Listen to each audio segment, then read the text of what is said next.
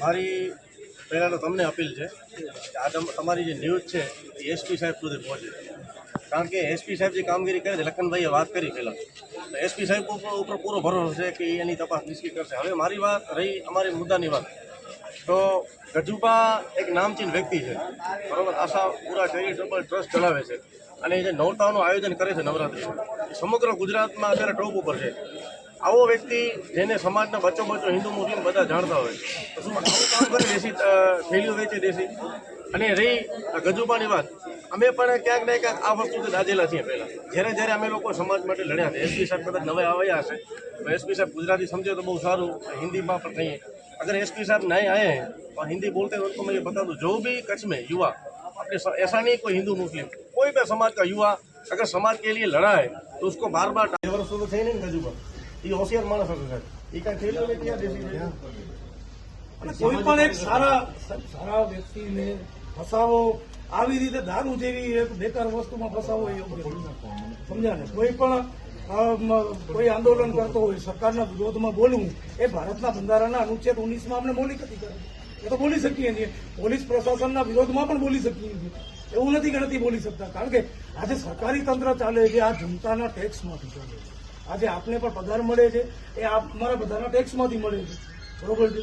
અને બીજી વાત સાહેબ એમ કહું કે જો ગજેન્દ્રસિંહ જાડેજા દારૂ વેચતા હતા તો મીઠી નજર કોની?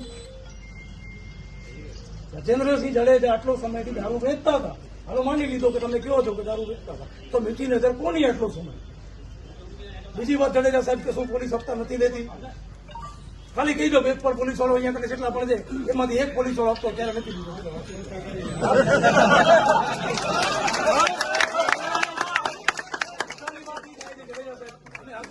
પોલીસ ઉપર નથી આવ્યા.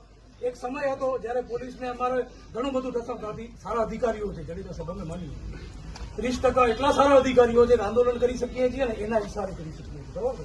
આપને ખબર છે બરાબરભાઈ કે આજે પણ અર્ચન જેવી, અદાણી જેવી કંપની સામે લડીએ છીએ અને કેસો નથી થતા તો 30% સારા અધિકારીઓના કારણે નથી થતા. અને એમના જાડેજા સાહેબ મારા વિડીયો છે જાહેરમાં પોતાના પર કર્યા, બરોબર.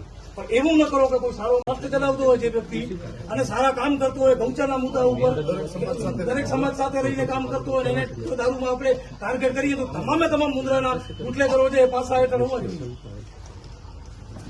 તો ક્લિયર વાત છે ને સાહેબ? અને સાહેબ મુદ્દો અમારો એ છે, કોઈ એવું નથી કે તમારા વિરોધમાં આવ્યા છે. વસ્તુ એ છે કે એક આંદોલનકારી, એક સામાજિક આગેવાનને જો આવી રીતે દબાવવામાં આવે, કાલ ઉઠીને મારા ઉપર થશે. આ ભાઈને દબાવવામાં આવ્યો તો દારૂનો મુખ્ય સૂત્ર તો એક વસ્તુ તમને કહું, અમે પહેલા પોલીસ વિરુદ્ધ નથી આવ્યા, મારી વાત સાંભળો. પોલીસના વિરુદ્ધ નથી આવ્યા. અમને અમારી સાહેબ એ તમને પૂછવું છે, કોઈ પણ વ્યક્તિ સમાજ માટે લડે છે, મારી વાત સાંભળજો, કોઈ પણ વ્યક્તિ સમાજ માટે લડે છે એને જ કેમ ટાર્ગેટ કરે? તમે પણ સાહેબ પોલીસમાં પછી જો પહેલા ખેડૂત પુત્ર હશો, તમે અમારી જેમ સામાન્ય દીકરાના પિતાના દીકરા હશો તમે પણ સાહેબ, તો સાહેબ તમે પણ થોડી ફરજ છે ને ખાખી એવી કરો. હવે મારી જ વાત કરું, બરોબર, અત્યારે સોશિયલ મીડિયાનો જમાનો છે, કોઈ પણ વ્યક્તિ ચોરીમાં પકડાય, મારી વાત સાંભળજો, અત્યારે તમે નહીં પબ્લિક બધાને ખબર હોય, ચોરીમાં કોઈ વ્યક્તિ પકડાય એ વ્યક્તિ આમ પાછળ ઉભો હોય બેઠો આગળ મુદ્દામાલ પડ્યો હોય.